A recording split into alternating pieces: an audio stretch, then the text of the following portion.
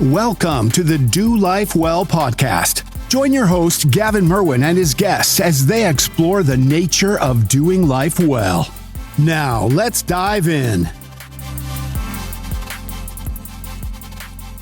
Welcome back to another episode of the Do Life Well podcast. I'm your host, Gavin Merwin. Today I'm joined with my friend, Kristen Tanner. Her husband, John, was on a couple of episodes back, and I'm excited to have her today as we kick off the new year. Everybody's going to be talking about fitness and how to be the best version of yourself. And I've had the opportunity to work with Kristen for about a year now. And so we want to unpack a little bit about nutrition and how to be well. So thanks for coming on. Yeah, I'm excited. Glad to be here. For sure. So take a second, introduce yourself, tell everybody how you got on this journey and sort of what your path's been, and then we can kind of dive in.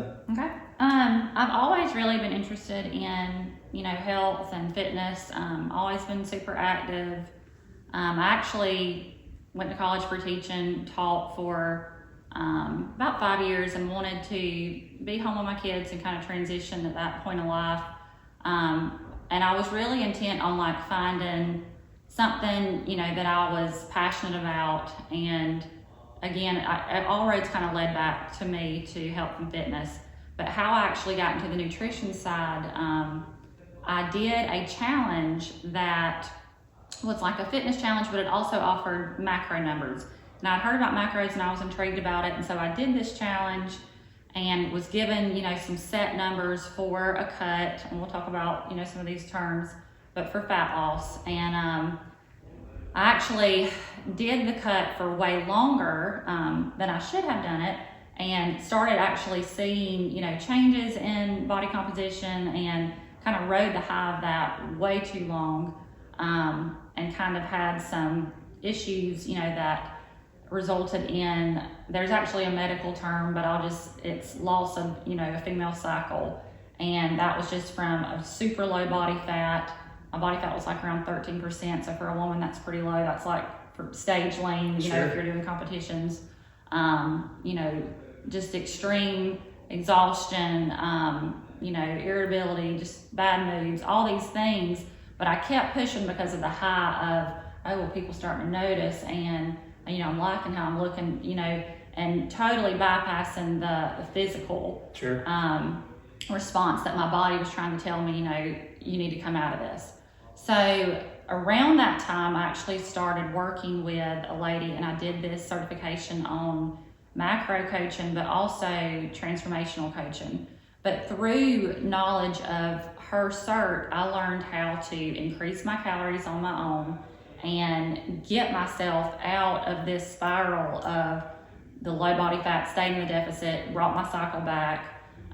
But for me, it was so eye-opening because I learned the power of nutrition and how you can change your body for good or bad.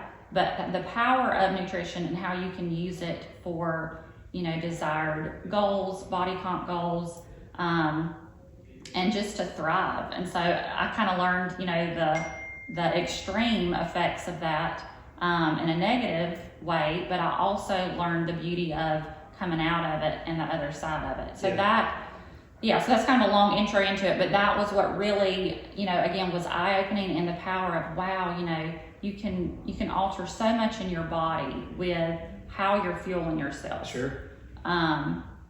That just kind of led into the passion of, wanting to get nutrition certified, and you asked me about that before we started, but, I'm now kind of, going into physical training and personal training. So that's my next cert, that I'm working on and working towards. So it's definitely a love of just the nutrition and fitness. Yeah. Well, and I think too, and I don't know if it was a natural progression of you started helping out a friend, and then that friend, and yes. It just kind of grew into that. No, and it's funny you said that. So while I was working with, the lady's name is Amber Breezaki, but she has a great podcast and a big social media following, but it's called Biceps After Babies.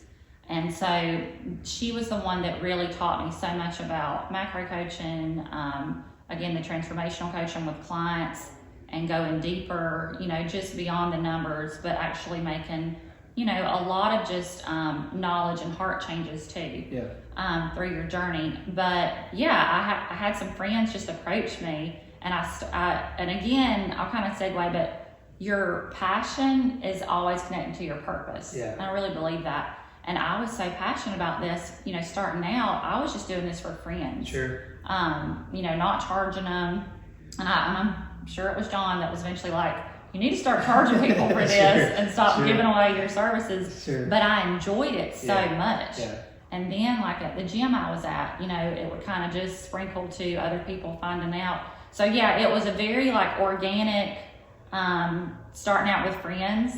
And I just started saying, wow, I could probably start doing this. So that's absolutely how it started. That's cool. And then I think I met you through Jess, and I don't know how she met you, but for me personally, just so the listeners know, we can kind of get into like you said, defining some of these terms or whatever.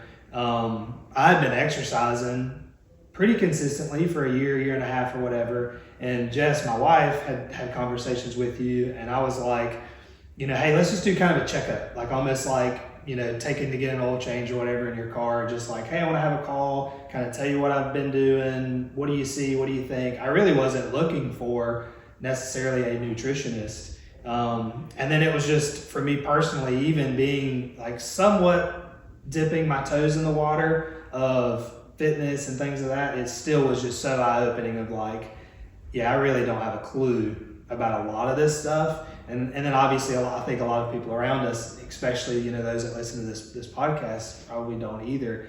And so then it just became, and again, like we're coming up on a year, I think in January, that I've been working with you, and it's been super insightful. I've learned a ton, and as much as anything, like the accountability side of it, and I recognize like not everybody has the ability to have a nutritionist or have a trainer or whatever. And so we can get into that some towards the end of like, how do you do this on your own, and what are some apps you can use? Because there are definitely ways you can go about it.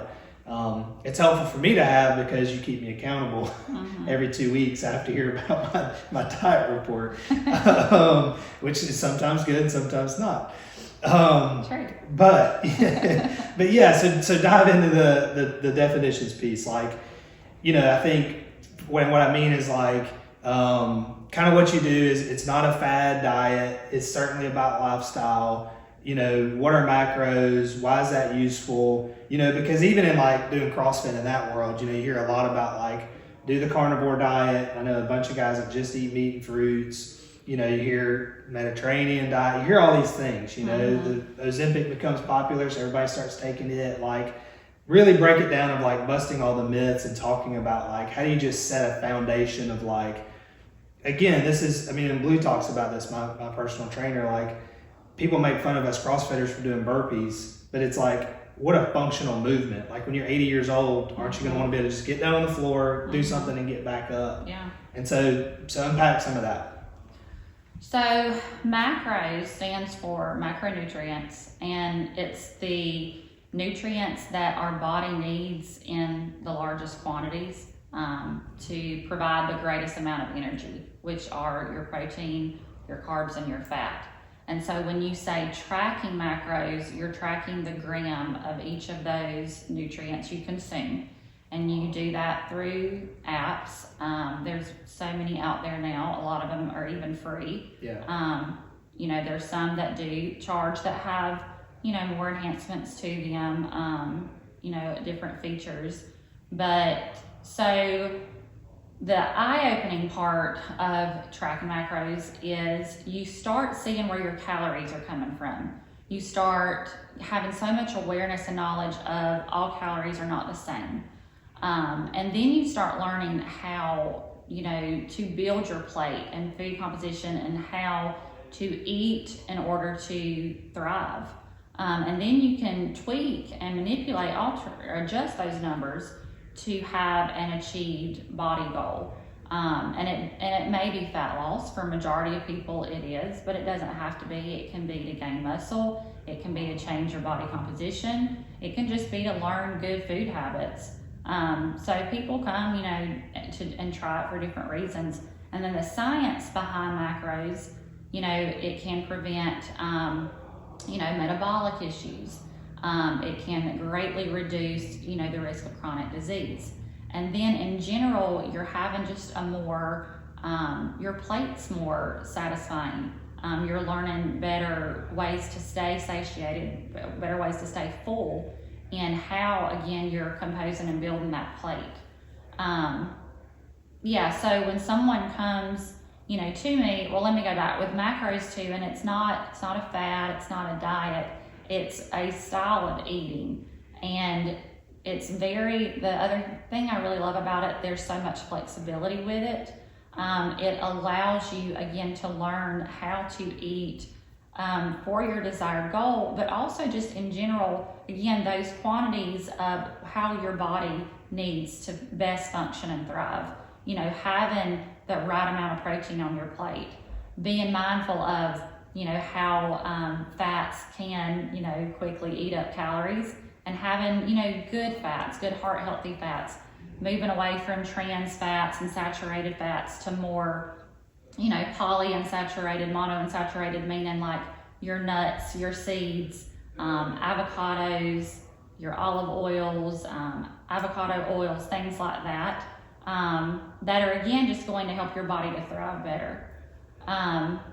But yeah, when someone comes to me, it's a very personalized approach, and it's going to differ based on their body weight, height, and again, their desired goal. And then age too, right? And age. Yeah, absolutely. I just turned 30, so mine changed. Yeah, it actually did. Yeah. And then we look at your activity level, where you're at. And for some people, they may come in with no activity, and that's perfectly fine. You meet the person where they're at. Sure. And then you accommodate the numbers to, again, what is their desired goal. So if their goal is fat loss, we're going to take the numbers and you're going to put them in a calorie deficit. So meaning when you hear like the words, I'm going to cut or a deficit, you are consuming less than you're expending. And so and say that for a second too, like on calories, because it's like, and I'm going to butcher it, but calories are about energy, right? So like I'm taking in 1 calorie, I'm burning a calorie when I walk, when I move my arms, when I exercise, stuff like that. Yeah. And then the macros are kind of like the summation, or the calories are like the summation of those macros. So it's like, if I'm a 3,000 a day calorie person, then it's this grams of protein, fat, and carbs is going to make up that total calorie. And so like every person has a, what is it called? I know maintenance, but there's a... They're TDEE. Yeah, okay. Exactly. So, and then deficit's less, the others above. Right. So, and I love talking about so TDEE stands for Total Daily Energy Expenditure. And that's just a big term for, if you were looking at a pie chart broken down, how your body burns calories throughout your day. So the biggest portion of that pie is your BMR, which is your basal metabolic rate. And that's about 60% of that pie. And that is just the amount of calories your body needs to burn just to keep you alive. So like I'm not moving an inch. It's just breathing. Just breathing. Heart pumping. Organs, all that. Yes, organs function, and that's if you were doing nothing. So that's a huge part. Okay, so then you have your thermic effect of feeding. And that's just consuming food. So this is where protein comes into play, and again, one of the many, many reasons why it's so important. It takes more calories to digest protein than it does carbs or fat. So your body, that metabolism's having to work a little harder to digest that protein. So one reason why protein is so important. So that's just 10%. Then you got your exercise, your activity, which is another 10%, which is, kind of shocking to some people. Yeah. But the other part is the 20% makeup of something called your NEAT activity, and that stands for your non-exercise activity. So that's anything from fidgeting, sitting here wiggling my foot, from walking, from washing the dishes, taking out the trash, any kind of just non-exercise movement. Sure. So that's actually a bigger part than even your, quote, exercise activity. And that is why, I'll kind of segue into it and I'll come back to it. That's why steps are important. That's why movement, even beyond exercise, is important, because it's a bigger portion of your day. And so if you have someone, let's say you go to the gym, you do a good workout, but you sit at a desk for your job, majority of your day, like it or not, you're sedentary. Yeah. If you're not getting up and moving, at different points of your day. And so for everybody that may look different. I know, for some people, again, with jobs, maybe you don't have time to carve out a 30 or 45 minute walk, but even getting up and pacing, just not staying, stagnant for long stretches of time. Yeah. And I do love, we have so many devices now that we wear or our phone that track steps, to just have that awareness, because anything from 5,000 below for steps averaged is sedentary. So we always want to be beyond that, preferably, in the 8,000 range is a good, average point to be. And then we can manipulate that. And I do with clients to, go beyond that if we need to expend more energy, more calories, but we don't want to reduce more food. So that's one of the levers that we can use. But so kind of going back to what you were saying with how that makes up your maintenance. So like when you come to me, I'm going to look at all those things first. And so then I'm going to say, okay, this is how many calories that Gavin needs just to function right now. All right, so if Gavin's goal is he wants to lose fat, then we're going to take that number and we're going to reduce it down. And depending on the person's goal, that might be a 15% deficit. That might be a 20% deficit, and reducing anywhere from, 300 to 500 calories lower, again, depending on the person and the goal. And so we set that specific goal, we give them the numbers, but this is the big part. I want, and that's my goal, and I hope, that I do this well with y'all, but we move beyond the numbers. Yes, we set a goal, but then we convert the numbers to food, and then we convert the food to habits. Yeah. And we transition that into a lifestyle change where you're not always going to need this app or a scale. How many times do you ever pull out a scale at a restaurant? No. But you do this for, macros is a tool. A scale to weigh the food, not me, right? But it's a tool. You do this tool for a period of time. Sure. There is a learning curve. And the goal is, and I try to teach y'all that, is we transition away from it. We start learning how to eat intuitively. You start listening to hunger and fullness cues, and you start learning how to compose your plate because you've done it for a period of time. Yeah. And then you get to a point where you can thrive at maintenance. And for macros, a lot of people, they pick it back up down the road when they're like, hey, I'm doing a competition, or I've got a wedding coming up, I want to lose some weight. So it's something that, once you've done it and you build your confidence, you can tweak the numbers again and have a different desired goal with it. Sure. Yeah. And I think too, talk about for a second how we shouldn't always be in a deficit. That was something that I had to learn. It's like, okay, I'm on the exercise front, I'm going to the gym, I'm working out, I'm seeing the progress I want there, but I do also want to lose body fat. So I'm just going to consistently eat less than what my body's expending, with the thought of less calories in than what I'm burning, I'm going to lose weight. And the kind of the science behind why that's not true, why it doesn't work. And it was very eye-opening to me to say, it's very counterintuitive to say, you want to lose weight, but you actually need to go, you need to eat more. And that's how you're going to lose weight, because you've almost got to reset your body, so to speak. So there's something called periodized nutrition, and that is the model that I follow. And so majority of your year needs to be spent in maintenance. So maintenance is where you're consuming the same amount as you're expending. Your body is at a nice balanced equilibrium. And it's important. You can thrive there. This is not a pause on your journey. There's a lot of mental work, as you know, that goes into this. Yeah. But you're eating a great amount to fuel your body. You can have, you don't have to go into a surplus.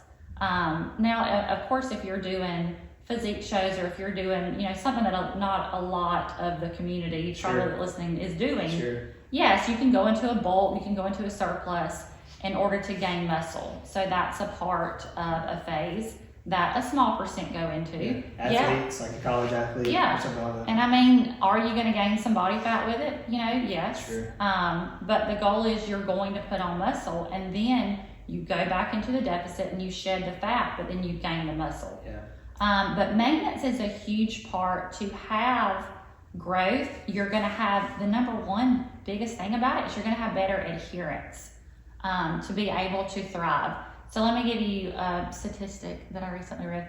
Only 17% of U.S. Americans sustain a 10% body fat loss after a year. And why is that? It goes back to dietary adherence. Yeah. It's not the diet. So what you just said was I lose 10% of my weight. So if I'm 200 pounds, that's 20 pounds. But only 17% of people keep that 20 pounds off. Sustain it, yeah. Gotcha. And so many rebound. Okay, so I'm tying that back to your question of, well, why is that? Well, why is that? Because a lot of them are trying to stay in that deficit. Yeah. They're trying to stay in those lower calories. And again, it goes back to adherence. You can't, I love the expression, white knuckle your way through your journey.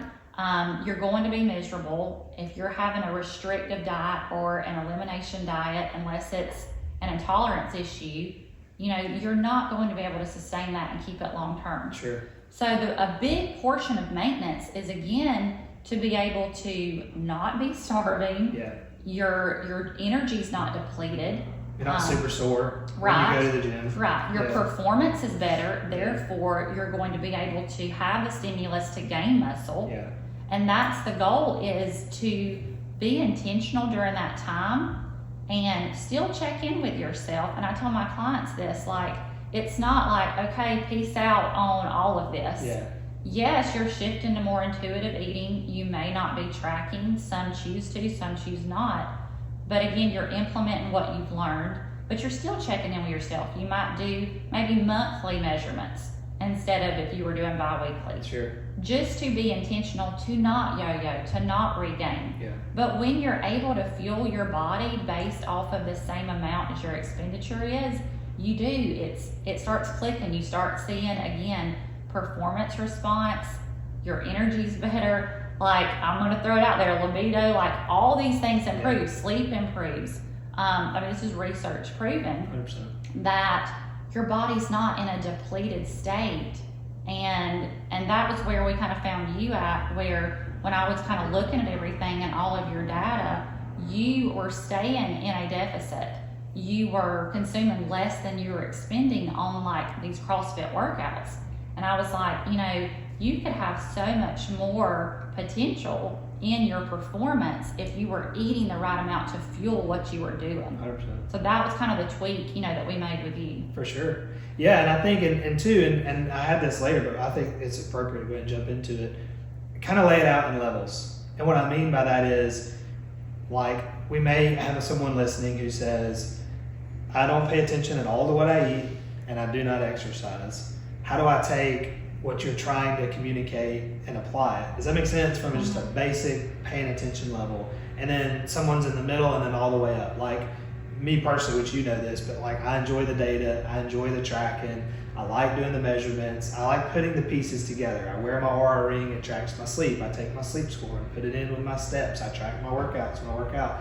It's just how I'm wired. That's what works for me. If I don't see that information, then I stray way off. I do yo-yo. But not everybody's that way. Some people are like, I don't want to fool with none of that. Like, because, and I will also say, this is a whole other topic, like you're talking about protein's super important, protein, carbs, and fats and all that. And like the pyramid's a lie that they put out. You know what I mean? Yeah. All the carbs and right. Anyway, we don't have to get into all that, the food companies and the ingredients and all that. But my point is, like, I think it's almost, I guess, a long way of saying the American food system, for better or for worse, in my opinion, is almost rigged against us if you take no action to succeed. So how do we parse this out with, I'm very interested and I'm going to apply lots of these principles. I need to learn these topics. I need to track, to like, I'm not doing none of that, but I am interested in being more healthy. How do I do that? Does that make sense? Yeah. And I mean, there's so many other resources. The USDA My Plate, that's an app, free app that you can download, and it'll give you a daily alert just in actually showing you a color portioned out plate of, you need this many veggies, you need this much fruit.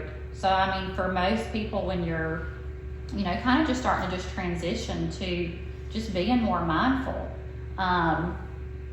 when you're looking at your plate, ask yourself, do I have a protein? Do I have a plant? And I talk about that a lot with y'all, whether that's, fruit or vegetable. And it's silly, but like proteins like chicken, steak. Yes, lean. It's the meat. And go for lean meat, and so many other options. You think about, dairy. You think about, your plant-based, seeds, nuts, legumes, lentils. And I think balance is important too. I had told you this a funny story. So I got to go to the gym with. He's a cattle farmer, and we were talking about buying a whole cow, and I'm like, yeah, but you can only get so many fillets out of a cow. I'm not interested in all that. You know what I mean? We just don't eat a lot of hamburger. We don't eat a lot of spaghetti and all that. Yeah. And he's like, what do you eat? I'm like, well, I have a steak on the weekends. I try to mix in fish and chicken, have balance. It's like I told my wife I'm a cattle farmer. I don't want nothing but beef every single night. I'm like, I don't know that much red meat's good for you. And then Blue's like, well, where are you going to get your iron from? That's where the iron comes from, Yeah. So anyway, but my point is all that's protein. Right. And I occasionally do have like a vegetarian and tofu. There's so many alternatives. But honestly, like when I tell clients like building their plate, and it's not just solely with meat, and that. It's a collective composition. So I love like bowls and things like that where I can add some black beans, or I can add even some quinoa and get some plant-based protein mixed in with my animal protein. Yeah. Because with the plant protein, I'm getting the fiber benefit and I'm getting the micronutrient benefit, as well as getting the additional protein from the meat. So for some people, they look at it and they're like, oh my gosh, I've got to have all this protein powder, or I've got to have all these bars. And it's very much so the opposite. I want you to eat majority whole foods. So trying to transition to like someone that's not doing this, again, focus on a plant and a protein with your plate. And just don't even get caught up in the numbers. It's building habits of having fiber in your diet. So for women, we need about 25 grams daily. For men, anywhere from 30 to 35 grams daily. So important for digestion, to help with, your gut microbiome. And we're hearing more of that now, in media. And then for better, satiety. When you're pairing, your fiber with your protein, you're not going to be grabbing for the snacks, an hour after that meal. You're staying better satiated, and you're helping your body to thrive on what it needs. And drinking more water. Start your day with water. Don't go for the coffee. Just these little simple things. You're coming from a dehydrated state. You can flush out toxins better. You're going to help even curb cravings and appetite by first consuming water instead of going towards the coffee. When we wake up our body, cortisol is not all bad. We need cortisol, to help us be alert and to react and do things. But our body's cortisol is naturally elevated when we wake up, just to wake us up. Sure. And so we don't want to go for the coffee that's going to increase, anxiety, have us a little more jittery. So go for the water first. But 80-20 in your diet. Majority whole foods, lean proteins, including your fruits and your veggies. Aim for a cup and a half of fruit a day, 2 cups of veggies a day, and making sure every, meal has protein in it. And having that flexibility, and again, I take it back to the macros of why I love it. When you're not restricting and eliminating things, I can have, that dessert. I can enjoy, the birthday cake. I can have these things. For me, a lot of times at night, it's, the little ice cream, or, when majority of my day has been whole foods and high protein, I completely have that 20% left to not be deprived and still enjoy things I love. Sure. And still have success. Sure. Yeah, looking at your week that way too, I think. Yes. So 80-20 on a day and then 80-20 on a week. Right. I don't know, there's a huge difference in like 80% adherence and 100%. Yeah. And so don't even try for 100%. Right. It's me at least. You know what I mean? Because it's just unrealistic, I think, to think every single meal, because sometimes it's just impractical. Where you're at, are you on the go? You have to do fast food. Yeah. And I think you're right. It is little small things like, depending on where you're at, Chick-fil-A subbing a salad for the fries, you know, a diet lemonade instead of regular lemonade. Or Coke. Yeah, or Coke. Not calling you out. Yeah, not at Chick-fil-A. I get diet lemonade at Chick-fil-A. Yeah. I get Cokes, I get in pretty trouble good. when it's, you know, not a Chick-fil-A option. But not totally restricting. Yeah. And I try to be careful with my kids with this too of, you know, mommy's not trying to be skinny. Yeah. Mommy's trying to be strong Sure. and healthy. And we've got to be mindful of that. That's like a whole nother podcast. But they are watching what we're doing. Yeah. And still being able to enjoy things, but I always focus on balance. Yeah. So like, if I know they had something, I'm like, okay, well, we had that earlier, so maybe let's do this instead. Yeah. And it's not that this is bad and not putting moral labels to food, Sure. but this is better for us. Yeah. But then we can still have this in moderation. Sure. And it's if we could learn that. Yeah. Because as adults, we want the quick fix, we want the extreme result. But again, it's going to go back to your adherence. You can't keep that going long term. Yeah. So when you have a more balanced life of, you know what, majority of the time I can do this and still enjoy this, that is much more sustainable long term. Yeah. Yeah, I heard a quote, Usain Bolt. He said, you know, I trained 4 years to run 40 seconds, and people go 2 months and give up, you know, and he's an Olympic runner, you know. Yeah. And I'm like, it's true, and I've had to learn that. Like, it's about the long path, and too, it's even like what I said with burpees, it's like, what are you trying to accomplish? Is it, you know, lose a bunch of weight to look a certain way for this one event 2 months from now, or is it like, no, I just want to be healthy and live this long life, you know, not in number, not only quantity, but quality of life too. You know, being 80, 90 years old and still being able to get around, still having good energy, things of that nature. And it's just, you know, it's just important, I think, to take just little small measured steps and fine tune, you know, again, like putting it all together. Like you're talking about drinking water, exercise, sleeping better, paying more attention to your sleep, building your plate, eating protein. Yeah. And I think too, you hit on something like when you talk about your kids, let's talk about, like me included, comparing ourselves to others. And like, you know, in a business sense, we call it the gap in the gain. And Terry talked about that a little bit on last month's in December. Yeah. The gap in the gain. And it's like, you know, you have to celebrate the gain, but you are also in a gap that you're wanting to go to a better, higher place. But if you're not careful, you can spend more time comparing yourself to others versus in, like, me personally, even like I'm competing against myself. So I talk about that for a second. Yeah, I mean, comparison, it is the thief of joy, and especially in your fitness journey, because it's so easy to just even compare. And this is a lot of times why, like, even the whole influencer space can be just a lot and overwhelming, because even with macros, you know, everything is relative. What you're seeing somebody else thrive on number-wise has nothing to do with you. Yeah. And I see that a lot where people will be like, well, this person can eat so-and-so. That has nothing to do with genetics. Sure. Genetics plays a huge role. Sure. With your activity, with your expenditure, with your body type. And it can be frustrating with women, you know, and I'm working, you know, primarily with women where, again, you know, you can have somebody that can drop in the scale, but then someone else that is only going to lose measurements, and their waist, or, you know, that might move, but the scale's not going to budge. Sure. So you really have to have blinders on in your journey and know that everybody's different. God made us each differently. Again, genetics plays a huge role as well. It's just the truth. Sure. You know, and there's so many fads and things out there of this loses fat and this loses fat. The only thing that loses fat is a calorie deficit. Sure. Not an exercise, not a pill. But you have to keep your blinders on and stay focused on, this is what I want to achieve.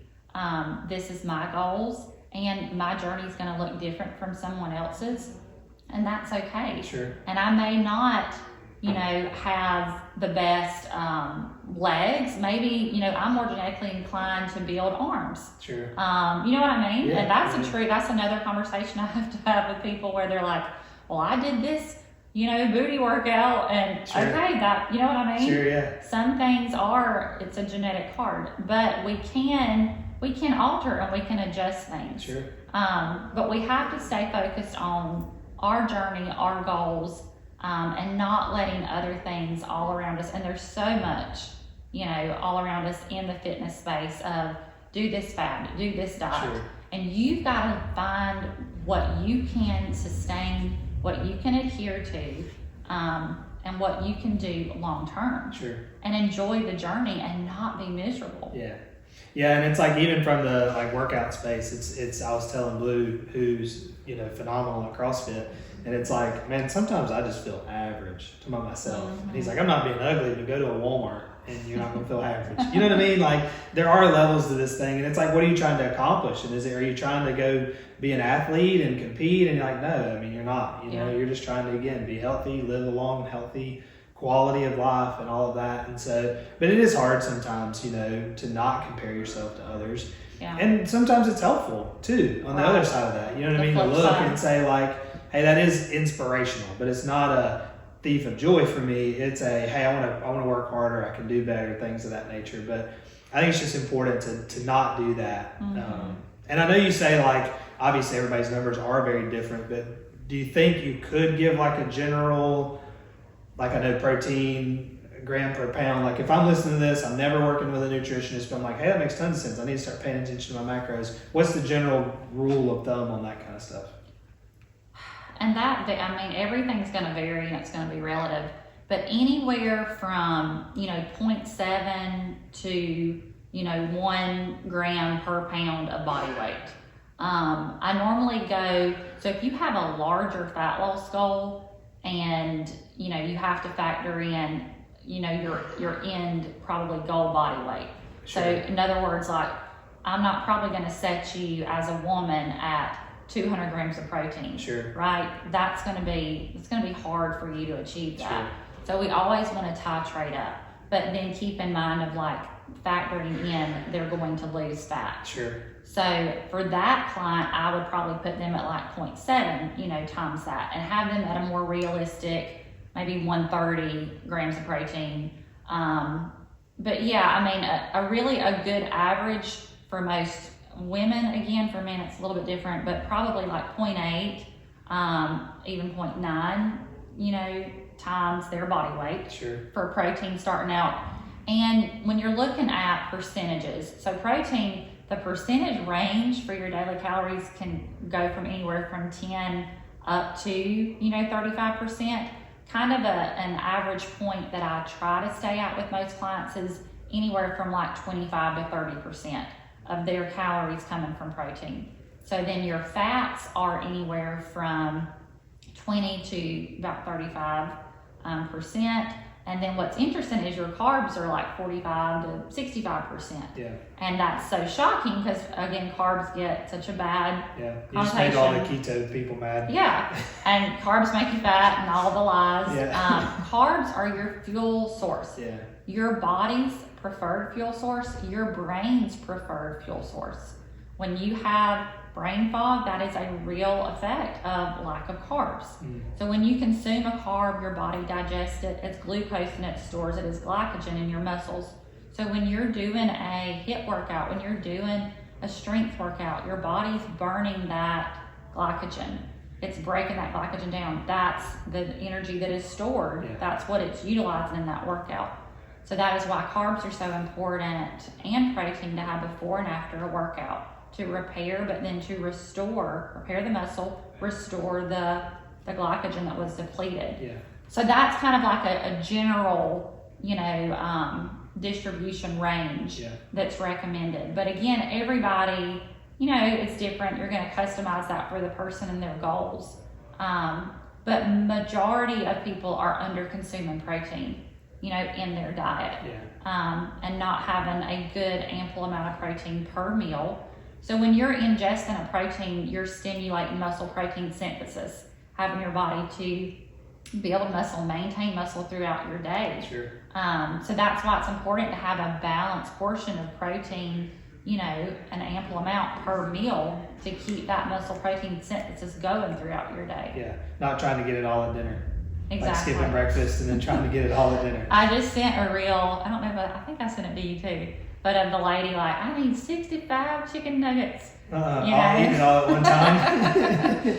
And it was like when you not hit protein all day, That is funny. it's harder for your body to digest that. But then again, you're not utilizing proper the synthesis throughout the day and having. Well, and that's quality too. So like the numbers are quantity, but then you could theoretically hit your macro goals and it'd be really bad quality too. Right. Meaning like you could go eat fried chicken nuggets and obviously under the bread and fried outer layer is protein, right? Right. But like it is about quality too, you know, and that's what you were talking about earlier, whole grains and vegetables and things of that nature. And I guess theoretically you could drink 200 grams of protein a day in a protein shake. Right. But that's not the best thing for you. And you could, but then you're lacking micronutrients. Yeah. You're not getting color variety. You know, you're taking away a lot of the essential vitamins and nutrients that your body needs to thrive. Yeah. That are antioxidants that fight against cancers in our body. Yeah.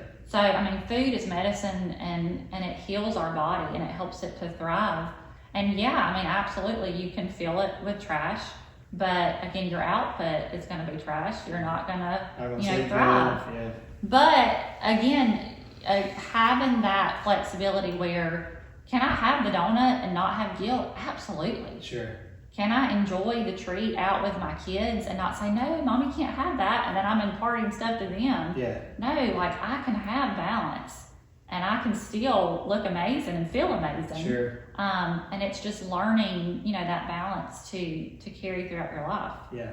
In all things. Talk a little bit more about exercise. Like, you know, I know steps, you hit that, you know, is it going to the gym? Is it literally just go walk 30 minutes a day? Like, what do you think about that?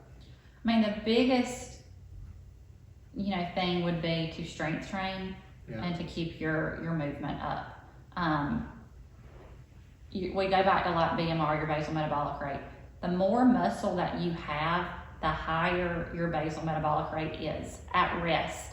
So me running on a treadmill versus me lifting weights, you know, that metabolism is going to be burning all day from that exercise, lifting the weights.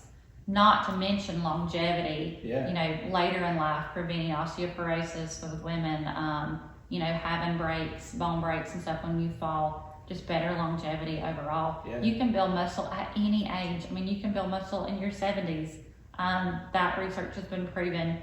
So having a strength training plan, whether that be, and I mean, I feel like my view has changed a lot where I felt like I used to have to work out every day, to having those rest days. You know, that's when our body repairs, that's when it grows, and making sure that we're getting adequate rest as well and not just pushing ourselves to where we can't, if we're so sore we can't, you know, progress and move on. So yes, having strength training and then having a step count. I used to do more like higher intensity exercises. I'm not saying that is bad at all. There is a place for that and a space for that. And again, having the balance of it. You know, you want good cardiovascular health. You and I have talked a lot about, I love zone 2 cardio. Yeah. Having that a good 3 to 4 times in your week paired with strength training. So zone 2 is just a good lower intensity, steady state cardio. Yeah. That might be an elliptical, that might be riding your bike, that might be a good pace walk. A good conversational pace where I'm not just, I can't talk. Yeah. But getting that heart rate, getting your max heart rate to 60 to 70% of your max heart rate. Yeah. So take your age, you know, subtracted from 220 and then you multiply it by 0.6, 0.7, you find out that range. Yeah. So you and I talked about that. So like when I'm walking, I know my lower end of the range, I believe is 94. My upper is like, I want to say 130. So I'm trying to keep my heart rate. So an average for me, like a good pace walking is normally like 115, 110, 115. And I'm trying to keep it at that pace for a good, I don't know, 20 to 45 minutes. Yeah. And implementing that a few times in your week and pairing it with the strength training. Yeah. And you're going to metabolically thrive. Mm-hmm.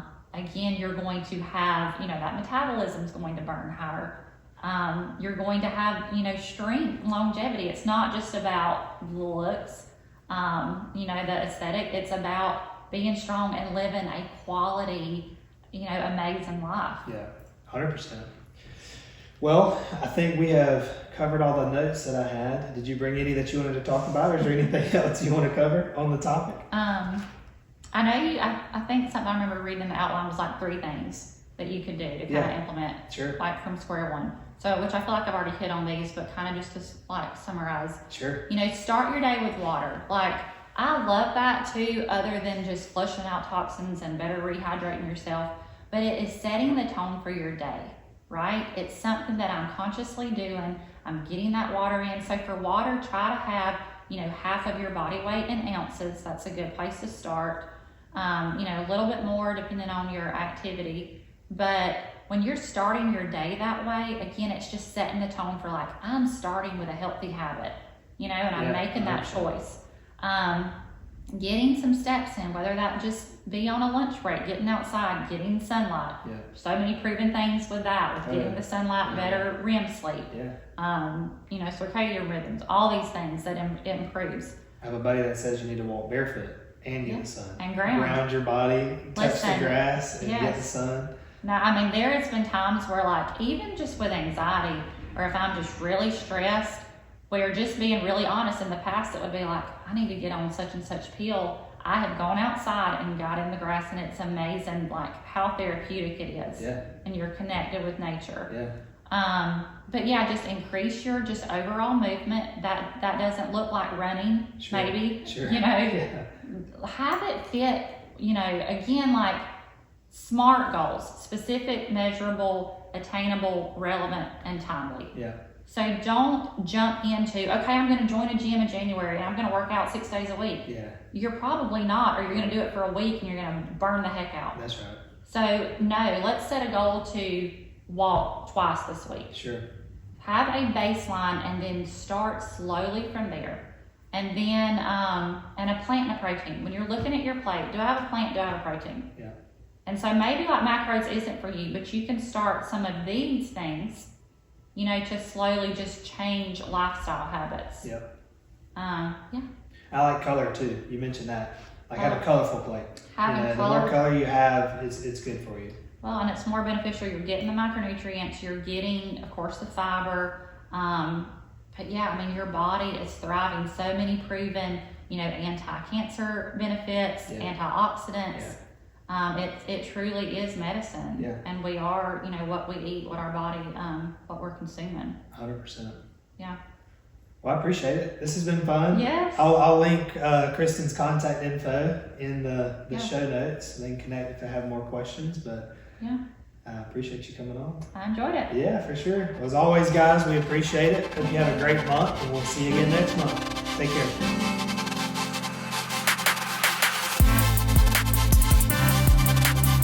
Thank you for joining us on the Do Life Well podcast, where we explore topics like fatherhood, business, health, wellness, and so much more. With each episode, we aim to inspire and guide you in embracing the art of doing life well. If you found value in today's conversation, please leave us a review, subscribe, and share with your friends. Until next time, continue the journey of doing life well.